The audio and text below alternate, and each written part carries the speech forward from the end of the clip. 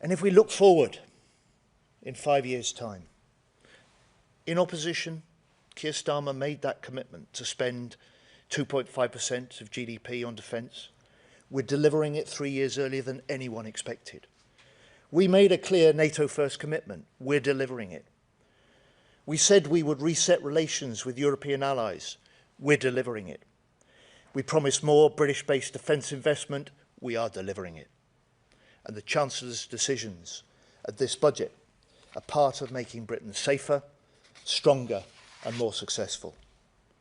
So within this Parliament, I want Britain to become the best place to invest and grow a defence business. I want Britain's armed forces to be the fastest innovating military in NATO. I want the British government investment matched by rising private investment. And I want communities right across Britain to see working people with new skills, new jobs, new hope for their families and for their future. Only Labour has this belief in the extraordinary strengths of Great Britain. The Tories will cut defence again. The Greens want to pull us out of NATO. The SNP spurn the proud Scottish defence industry. And Nigel Farage, he's soft on Putin, weak on NATO, and not to be trusted on national security.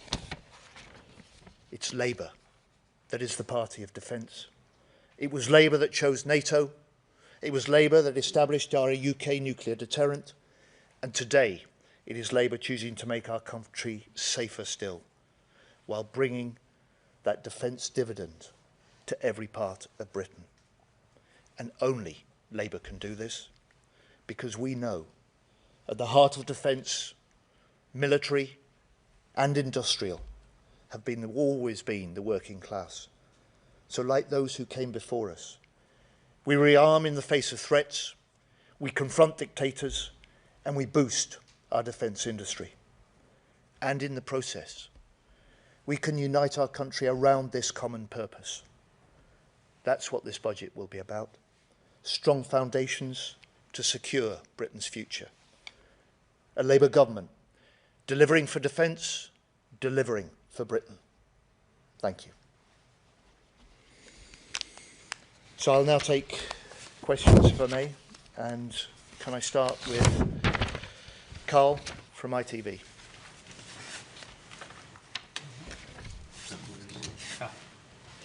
Have we got a mic? Apparently we're using the ones overhead, Secretary. Very good, very good.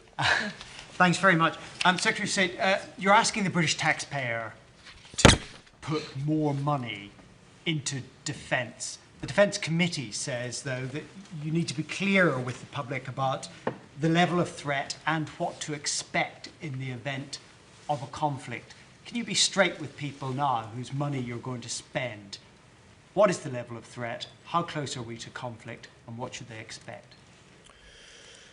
So I started this speech at the press conference by setting out the immediate threat that we have from Russian spy ships. I set out the scale of cyber attacks that have been in this last year against the defence systems alone. I pointed to the way that Russia isn't just raising the stakes in Ukraine, there's rising aggression against NATO as well. And we've seen across a range of different parts of the world, greater conflict, less predictability, greater danger. That's why we went to the election promising the British people that we would raise defence spending to 2.5% of GDP, a level we've not seen in this country since Labour was last in government in 2010. We're putting £5 billion into the defence budget in this year alone. We'll hit that 2.6% of NATO GDP by 2027. We've got an ambition to make that 3% in the next Parliament, and we, like the other 31 nations of NATO, have signed up to a 5% target for core defence and national security. This reflects the new era of threat. It reflects the requirement for a new era for defence, and it recognises Britain's role, stepping up to lead in Europe, stepping up with other European nations on Ukraine and on NATO, because our strength is our work with allies, which is why we made the promise at the election. You've seen it delivered since, that Britain, under Labour, has reset our relations with Europe. Ben Wright, BBC. Thank you, Mr. Healy. I mean, the German government has said that they believe Russia could attack NATO within 5 years. Do you agree with that assessment? And if you look at the spending in Germany or Poland, they're ramping it up much faster than we are. The budget's coming up. Do you need more money quickly from the Treasury to put Britain on a war footing? And can this effort be done, be candid with people, without taxes going up? We can't turn around the problems of the last 14 years overnight. We produced the Strategic Defence Review precisely to give us that vision for the future, to set out the challenges of transforming our armed forces, to make them more ready to fight still, more capable to deter, alongside NATO allies. We set out that NATO first commitment because we recognise that Britain won't fight alone, we won't deter alone, but we have to lead the way, and we have to do so with allies. And it's that long-term commitment, that certain decade of rising defence investment, that has meant that we've now also seen the rising levels of private investment. And so I, in the last year, have spent as much time with investors as I have with industry. I've spent as much time with innovating small firms that hold the key for future capabilities that keep us ahead of our adversaries that I have with the traditional defence businesses. And it's that combination of fresh investment, transformation, and a vision that sees the strength of our British industry as essential to equipping our armed forces and essential to providing a greater deterrence against anybody that would attack us in the future. Ellen Milligan, Bloomberg, please. Thank you. Can you give us more detail on the Russian ship pointing lasers at our pilots? How much of an escalation is that? And on the EU Safe Weapons Fund, was any progress made last night at the dinner between the Prime Minister, Germany and France? And with the deadline coming next week, is no deal better than a bad deal? So on the Yantar, this is the second time in a year that it's entered UK waters. It is part of a Russian fleet designed to put and hold our undersea infrastructure and those of our allies at risk. It isn't just a naval operation, it's part of a Russian program driven by what they call the Main Directorate of Deep Sea Research, or GUGI. And this is designed to have capabilities which can undertake surveillance in peacetime and sabotage in conflict. And that is why we've been determined, whenever the Yantar comes into British wider waters, we track it, we deter it, and we say to Putin, we are ready, and we do that alongside allies. You saw this last year in the way that Britain led the response to attacks on critical infrastructure with other Baltic and Nordic nations, and then NATO stepped in as well with their operation. So it's a demonstration, if you like, of a British readiness to act, a British capability to act, because make no mistake, we will not tolerate a threat to the British people's essential connections underwater. And on the SAFE programme, we were pleased when we signed the UK-EU Security and Defence Partnership. It was a milestone in resetting relations with Europe. We recognise, like President von der Leyen did, the importance of all European nations contributing to European security. So we've negotiated seriously throughout this period for participation in SAFE. But we've always made clear, whilst we were willing to pay a fair share of the costs of this programme,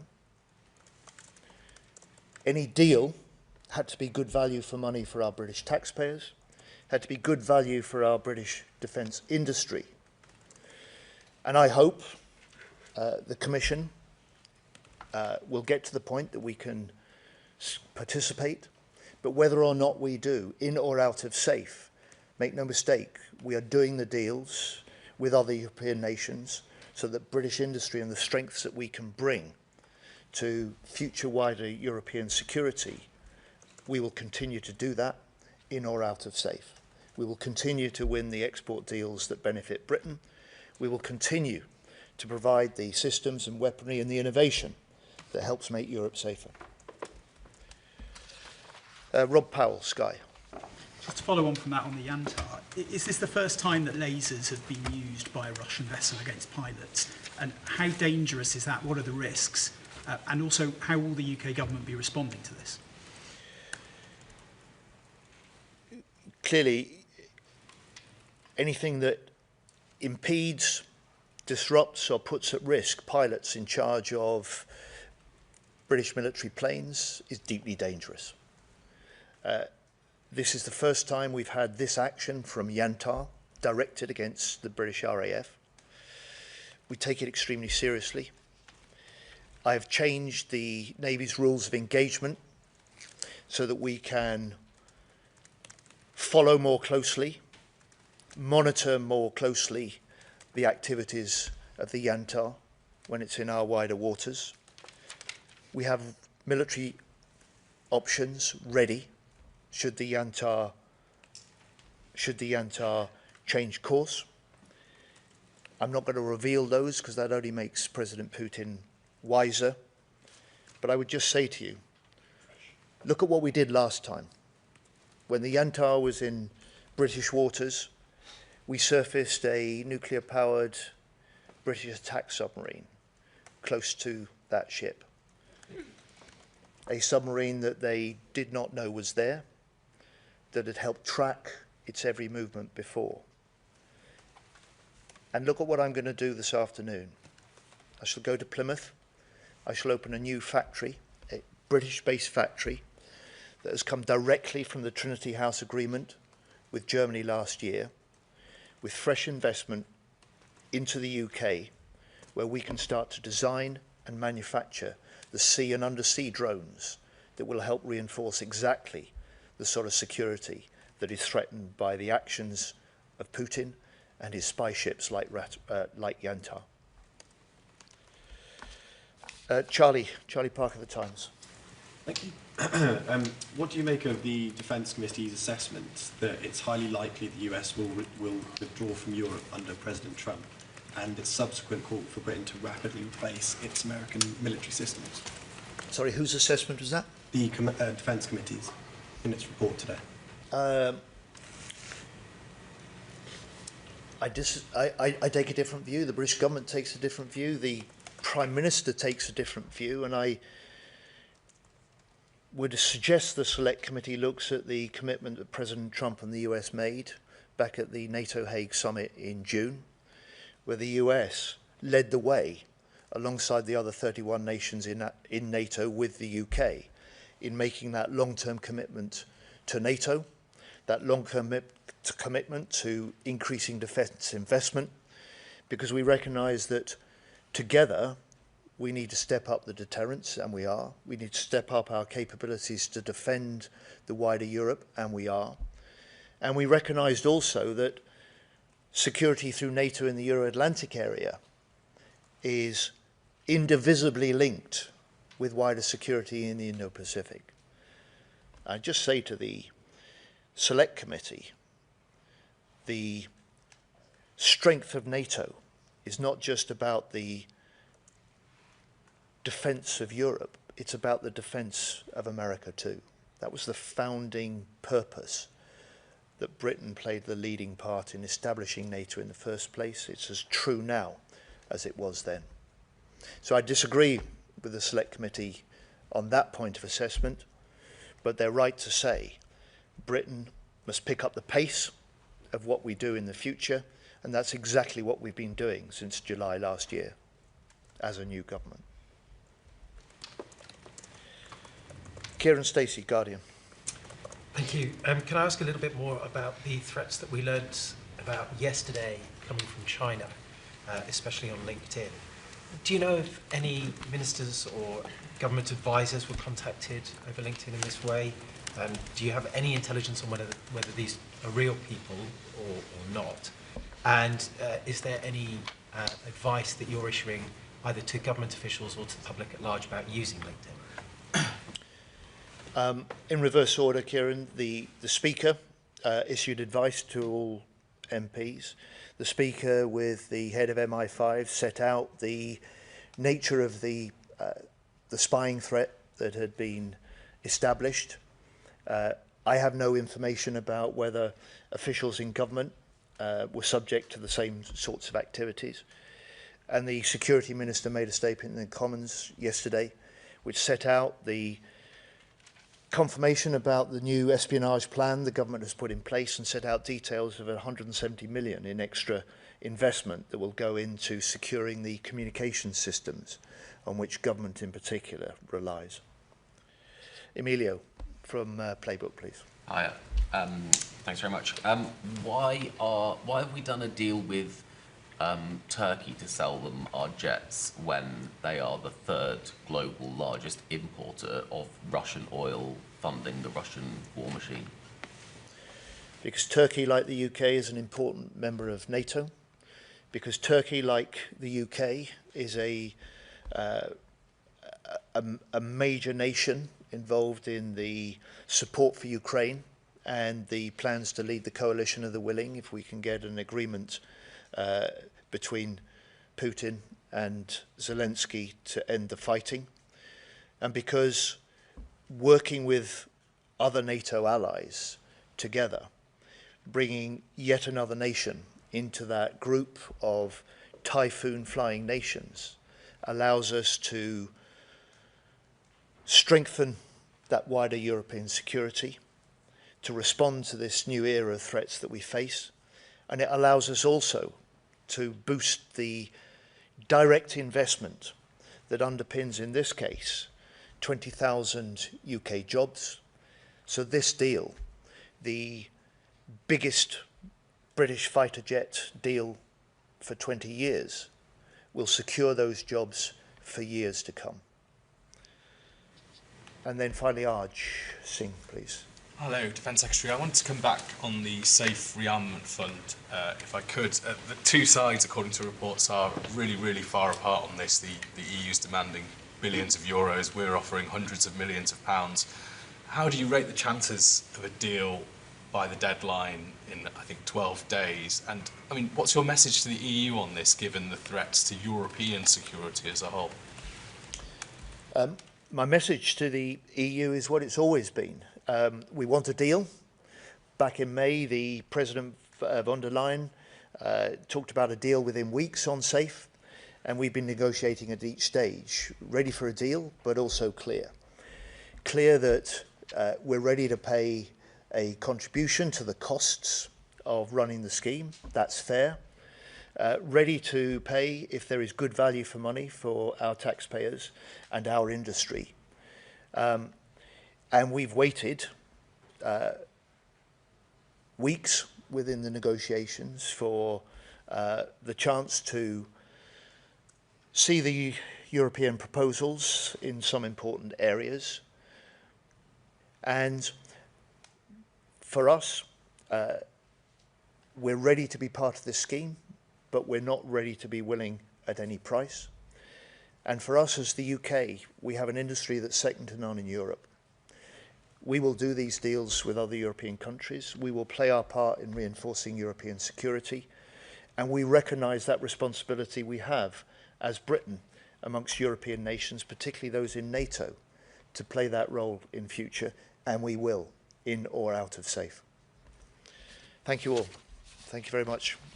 And to those of you who are due to come with me to Plymouth, and look forward to seeing you down there at the factory. Thank you.